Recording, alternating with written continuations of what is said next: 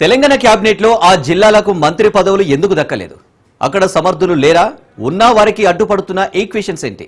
ఒకే జిల్లాలకు పంచభక్ష పరమాన్నాలు వడ్డించి చివర కూర్చున్నోళ్ళ కడుపు మారుస్తారా? ఇంతకీ ఆ జిల్లాలు చేసిన పాపం ఏంటి? ఆయా వర్గాలను రేవంత్ రెడ్డి ఎందుకు విస్మరించారు?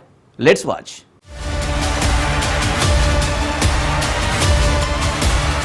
తెలంగాణ కేబినెట్ లో కొన్ని జిల్లాలకే అగ్రతాంబూలాలిచ్చి మిగిలిన జిల్లాలకు మొండి చేయి చూపారనే చర్చ జరుగుతోంది. మిగిలిన జిల్లాల్లోని ఆశావహులకు షేక్ హ్యాండ్ తో బెటర్ లక్ నెక్స్ట్ టైం అని కాంగ్రెస్ అధిష్టానం చెప్తోందట. కొత్తగా మంత్రివర్గంలో అడుగుపెట్టినటువంటి ముగ్గురుతో కలుపుకుని ఏ జిల్లాలో ఎంతమంది ఉన్నారో పరిశీలిస్తే సీఎం సొంత జిల్లా ఉమ్మడి మహబూబ్ నగర్ నుంచి సీఎం రేవంత్ రెడ్డి, జూపల్లి కృష్ణారావులు మొదటి దఫా మంత్రివర్గంలోకి రాగా ప్రస్తుతం వాకిటి శ్రీహరి ముదిరాజుకు మంత్రివర్గంలో ప్రాతినిధ్యం దక్కింది. దీంతో ఉమ్మడి మహబూబ్ నగర్ జిల్లాకు 3 మంత్రి పదవులు దక్కినట్టుగా అయింది. ఇక ఉమ్మడి ఖమ్మం జిల్లా విషయానికొస్తే ఇక్కడ నుంచి డిప్యూటీ సీఎం భట్టి విక్రమార్క, తుమ్మల నాగేశ్వరరావు, పొంగులేటి శ్రీనివాసరెడ్డి మొదటిసారి మంత్రివర్గంలో బెర్తులు దక్కించుకున్నారు.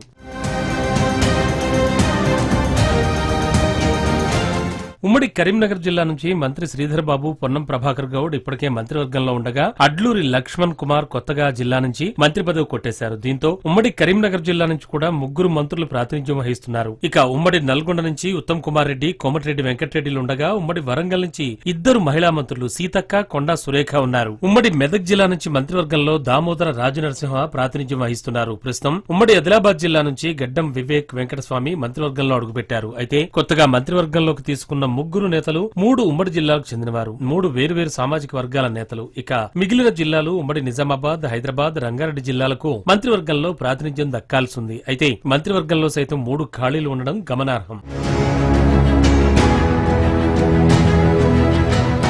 తెలంగాణ కేబినెట్ లో సామాజిక సమీకరణాలను ఒకసారి గమనిస్తే రెడ్డి సామాజిక వర్గం నుంచి సీఎం రేవంత్ రెడ్డి, మంత్రి ఉత్తమ్ కుమార్ రెడ్డి, కోమటిరెడ్డి వెంకటరెడ్డి, పొంగులేటి శ్రీనివాసరెడ్డి 4 ప్రాతినిధ్యం వహిస్తున్నారు.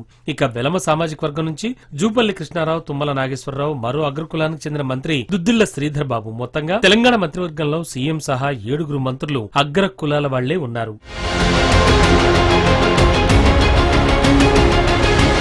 ఇక మంత్రివర్గంలో 2వ అత్యధికంగా ఎస్సీ సామాజిక వర్గం నేతలున్నారు. Deputy CM Bhatti Vikramarka SC Mala సామాజిక వర్గానికి చెందినవారు కాగా కొత్తగా మంత్రివర్గంలో చేరిన గడ్డం వివేక్ వెంకటస్వామి కూడా అదే సామాజిక వర్గానికి చెందినవారు. ఇక ఎస్సీ మాదిగలు 2 ఉన్నారు. ఒకరు కొత్తగా మంత్రి పదవి దక్కించుకున్న అడ్లూరి లక్ష్మణ్ కుమార్ మాదిగ కాగా మరొకరు మాదిగ ఉపకులం మోచి సామాజిక వర్గం నుంచి దామోదర రాజనరసింహ కేబినెట్ లో ఉన్నారు. ఈ 4తో పాటు తెలంగాణ శాసనసభ స్పీకర్ కూడా మాల సామాజిక వర్గం నేత. ఆయనతో కలుపుకుంటే కీలక పదవుల్లో మొత్తం ఎస్సీల సంఖ్య 5కు చేరుతోంది.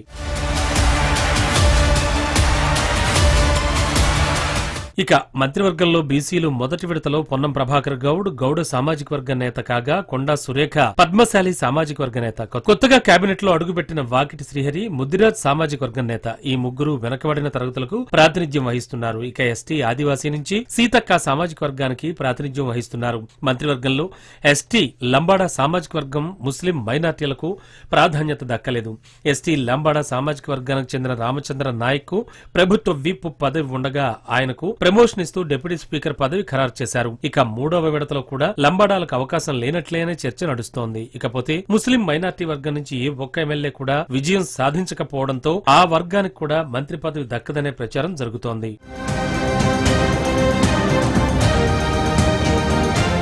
నిజామాబాద్ జిల్లా నుంచి సుదర్శన్ రెడ్డి, రంగారెడ్డి జిల్లా నుంచి మల్రెడ్డి రంగారెడ్డి మంత్రి పదవులను ఆశించి భంగపడ్డారు. ఈసారి కూడా నిజామాబాద్ జిల్లాకు మంత్రివర్గంలో చోటు దక్కలేదు. సీనియర్ నేత సుదర్శన్ రెడ్డికి మొండి చేయి చూపింది కాంగ్రెస్ అధిష్టానం. ఇక హైదరాబాద్, రంగారెడ్డి జిల్లాల నుంచి ప్రాతినిధ్యం లేకపోవడంతో ఈసారి విస్తరణలో మంత్రి పదవి వస్తుందని మల్రెడ్డి రంగారెడ్డి ఆశించారు. అయితే ఆయన ఆశ నిరాశ అయింది. ఇకపోతే